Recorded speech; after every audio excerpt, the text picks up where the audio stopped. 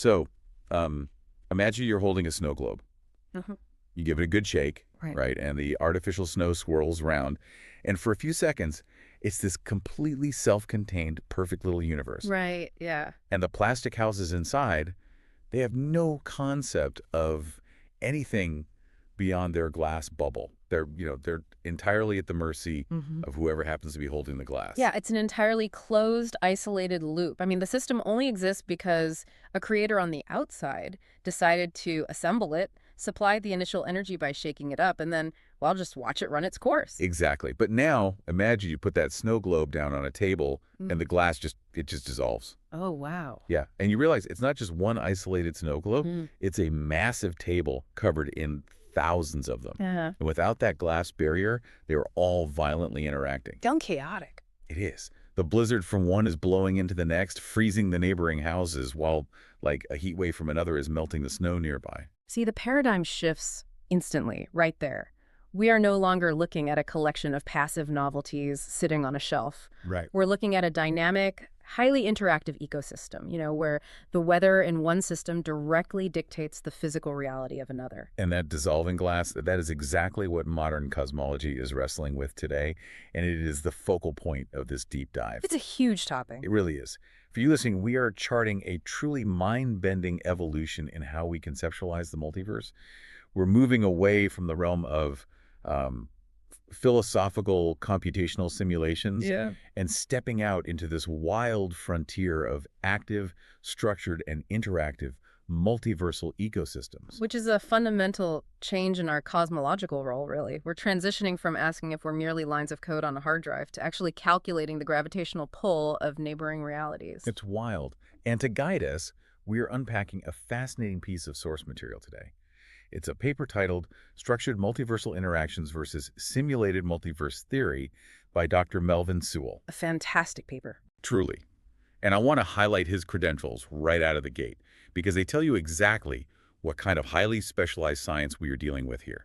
Dr. Sewell is the founder of Structured Multiversal Interactions, or SMI, and he's the academic dean of Cosmic University of Echo Rift Studies 9X. I mean, that title alone indicates we are stepping into a fully operationalized framework. Right. An institution dedicated to echo rift studies. It implies that anomalies between universes are no longer just hypothetical thought experiments. Exactly. They're tangible. Yes, they are tangible, measurable phenomena requiring an entire academic infrastructure just to study them. It blows my mind how dramatically the scientific consensus has shifted in, like, just over a decade. Oh, absolutely. But to really appreciate how revolutionary Dr. Sewell's 2025 SMI framework is, we have to look at the foundation it's building upon and, honestly, in many ways, actively rebelling against. We do. We need to wind the clock back to 2011. Yes, let's establish that baseline from theoretical physicist Brian Greene. Right. So back in 2011, Brian Greene published a landmark book called The Hidden Reality. And what he did was he took the massive, chaotic web of parallel universe theories and organized them into a formal taxonomy of 9 distinct types. Like categorizing the unknown. Exactly. And one of those 9 speculative categories was the simulated multiverse. Which is, the concept that completely dominated public imagination. Yeah. We all know the pop culture version of this, right? The idea that we are basically non-playable characters walking around in an incredibly advanced, ultra-realistic video game. Yeah, the NPC theory. Right. But looking at the actual physics Greene was discussing, he grounded this in what the paper refers to as digital physics.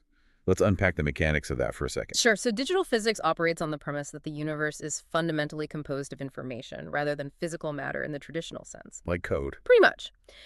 In this model, the fundamental laws of physics, gravity, electromagnetism, thermodynamics, they're essentially just computational processes. So an advanced civilization with computing power way beyond our current comprehension could, in theory, render a universe so detailed that the sentient subroutines inside it, Meaning us. in us, right, would experience it as physical reality. See, every time I revisit this 2011 framework, I get stuck on a glaring mechanical limitation. Which is? Well, if Greene's model relies entirely on an advanced civilization running a computer program, doesn't that inherently limit the multiverse to a one-way street? Like you have the creator on the outside hardware and the creation on the inside software. A character in a video game cannot reach through the screen and unplug the monitor. The simulated universe has absolutely no agency. You're touching on the exact friction point that eventually drove cosmologists to seek a new model. Greene's framework is fundamentally a top-down, isolated hierarchy. Right. The simulated universe has no structural impact on the overarching universe running the simulation, other than perhaps, consuming memory on a server somewhere. It is entirely passive. The snow globe can't affect the person shaking it, which makes for fantastic late-night philosophical debates. But as a scientific framework, it leaves you at a bit of a dead end. I mean, if the answer to every cosmic mystery is just, well, the programmer wrote the code that way, we just stop looking for physical mechanics? But to be fair, Greene's goal with the simulated multiverse was never to provide a working mechanical model of interuniversal travel. True, true. His objective was speculative taxonomy. He used this category to explore profound philosophical questions, like, if our reality is simulated, can we ever truly discover the fundamental laws of nature? Or are we merely reverse engineering the rules of someone else's software? Right, it was an intellectual exercise. Completely, designed to expand our conceptual boundaries. But cosmology could not stay in that philosophical sandbox forever.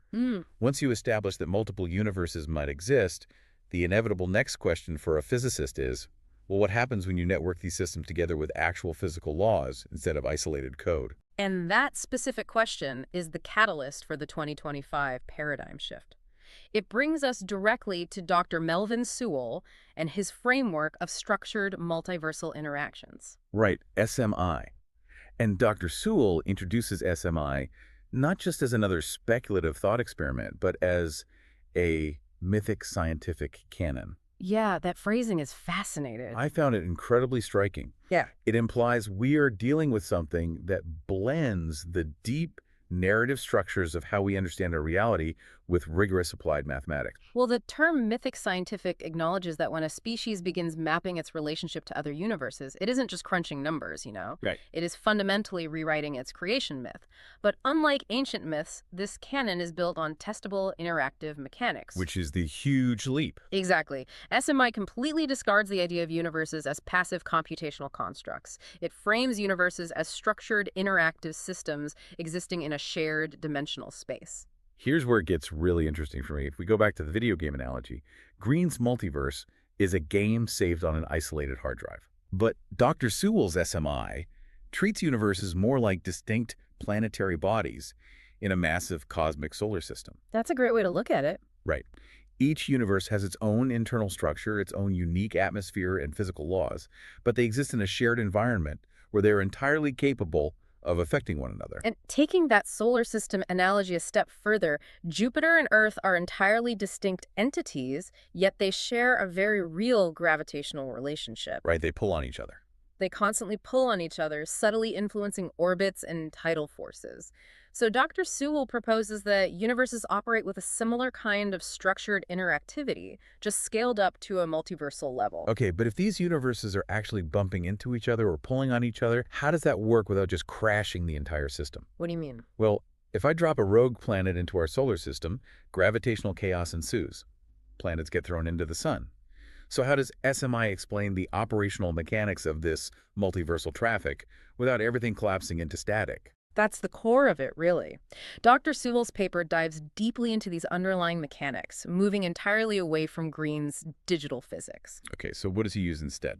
To explain how universes interact without destroying each other, Sewell integrates complex elements of quantum mechanics and string theory. He outlines 3 specific physical drivers of structured multiversal interactions, and the first driver is entanglement. Entanglement. Now, we usually talk about quantum entanglement on a microscopic scale, right? 2 subatomic particles linked so that whatever happens to one immediately affects the other, regardless of the distance between them. Yes, exactly. How does SMI scale that up to a macro universal level? So SMI suggests that the fundamental building blocks of space-time across different universes could actually be entangled during their respective formations. Wait, really? Yeah, this means an incredibly massive event in one universe, say a hypernova or the collapse of a supermassive black hole, could have an instantaneous corresponding echo in an entangled universe. Oh, wow. We wouldn't see the star explode, obviously, but we might observe a sudden, inexplicable spike in cosmic radiation or a localized distortion in space-time. Which perfectly explains the focus of Dr. Sewell's university. Yeah. Those localized distortions, those unexplainable physical echoes, are the echo rifts. Exactly. They're the scars or the friction points where entanglement causes our universe to react to an event happening entirely outside of our reality. And that leads directly to the second driver Dr. Sewell identifies, which is gravitational influence. Okay, how does that work?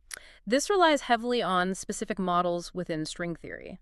In these models, most fundamental forces like electromagnetism or the strong nuclear force are envisioned as open-ended strings that are permanently anchored to our specific three-dimensional universe. Often called our brain, right? Right, our brain. So light and magnetism are stuck in our snow globe. They can't leave. But gravity is mathematically different.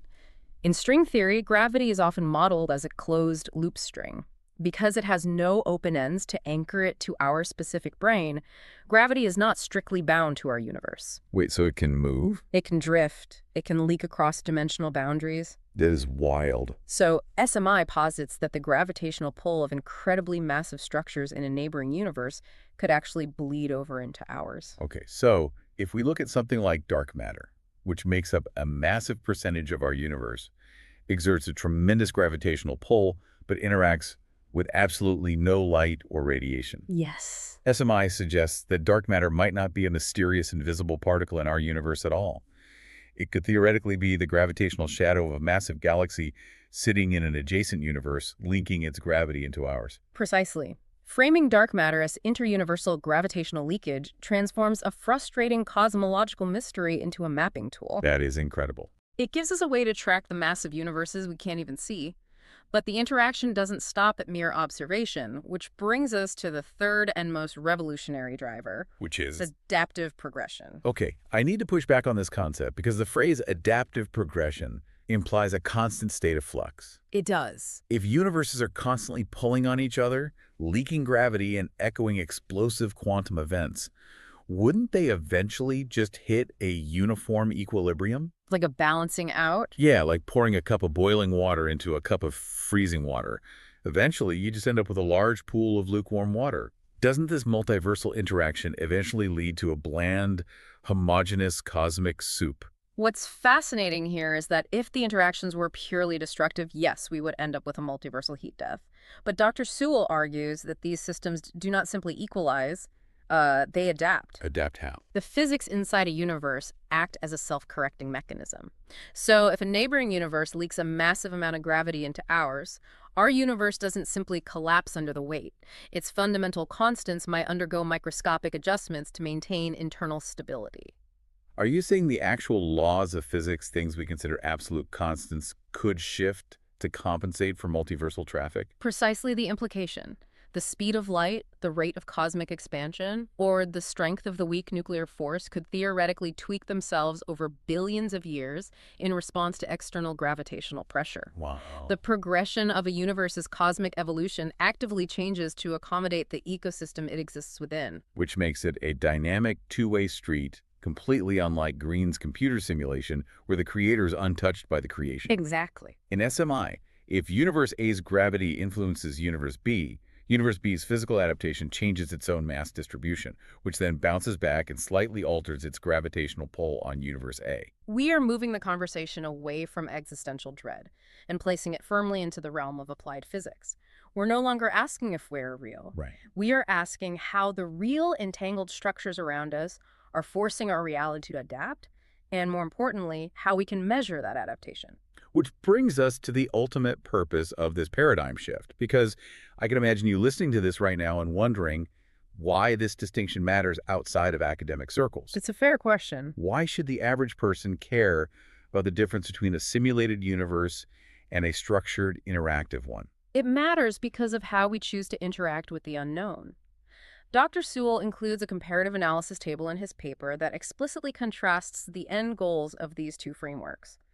In 2011, Greene's goal was speculative taxonomy. Right. He wanted to categorize abstract ideas to stretch our intellectual horizons. But Dr. Sewell's 2025 goal is entirely action-oriented. His objective is to operationalize multiverse theory into adaptive systems. And, operationalize is a heavy word. Very heavy. It means taking a theoretical concept and putting it to work. Exactly. SMI isn't a thought experiment. It is a framework for applied modeling. The paper emphasizes its utility in interdisciplinary cosmology and in constructing those mythic scientific narratives we discussed earlier. Right. And because it is an operational applied science, Dr. Sewell states unequivocally in his conclusion that SMI requires independent documentation and academic citation. It demands to be treated as a distinct, testable science. We aren't just grouping it under the umbrella of weird philosophy anymore. We're building databases of echo rifts. We're modeling gravitational leaks. The shift from philosophy to applied science completely alters the daily work of a cosmologist. We're transitioning from being passive observers, gazing up and wondering if the night sky is a high-resolution render. Acting as active cartographers. Yes, we are trying to map the multiversal traffic patterns in our crowded cosmological neighborhood. It is a profoundly more empowering framework for human existence. We aren't just redundant lines of code executing a pre-programmed script. Our mass, our quantum states, our actions, they all possess physical weight and consequence. Absolutely. They matter because they are literally woven into the structural fabric of other universes. The ecosystem relies on our presence just as much as we rely on the ecosystem. So, to synthesize the journey we've taken today, we started by looking at the 2011 baseline of Brian Greene's simulated multiverse. Which was foundational. It provided a brilliant vocabulary for the unknown, sure, but it left us stranded on a one-way street of digital physics, entirely isolated from our creators. And from there, we explored the massive 2025 conceptual leap provided by Dr. Melvin Sewell's Structured Multiversal Interactions. Right, a reality defined by quantum entanglement, string theory gravitational leakage, and the incredible mechanics of adaptive progression. For you listening, it serves as a brilliant reminder that scientific inquiry is never static. Theories that begin as midnight dorm room debates about the nature of reality, well, they inevitably mature. They really do. They're challenged, refined, and eventually transformed into rigorous operational frameworks used to actually map the cosmos. Philosophy asks the question, but applied science builds the instruments to find the answer. Well said. Before we leave you today, I want to pose one final, slightly provocative thought based on the mechanics of Dr. Sewell's framework. Let's hear it. If SMI fundamentally relies on adaptive progression to govern how multiverses interact, Right. if these universes are constantly adjusting their physical constants, reacting to gravitational pressure, and shifting to maintain stability in a shared space, does this imply that the multiverse itself is capable of learning? Oh, that's interesting. That frames the entire cosmos as an iterative process. Exactly. If universes adapt to survive interactions, then the multiverse functions less like a static map of overlapping spheres and much more like a massive interconnected biological organism. A neural network of realities. Yes, constantly firing, reacting, and learning how to exist in equilibrium with itself. An evolving, living ecosystem where physics is the DNA. The next time you feel like you are trapped inside a tiny, isolated snow globe, completely at the mercy of forces outside your control, just remember that the glass dissolved a long time ago. It's all connected. The storm inside your world is actively shaping the weather in the next, and we are all vital interacting components of a vast learning cosmos. Thanks for joining us on this deep dive. Keep questioning the structure of your reality, and we'll see you next time.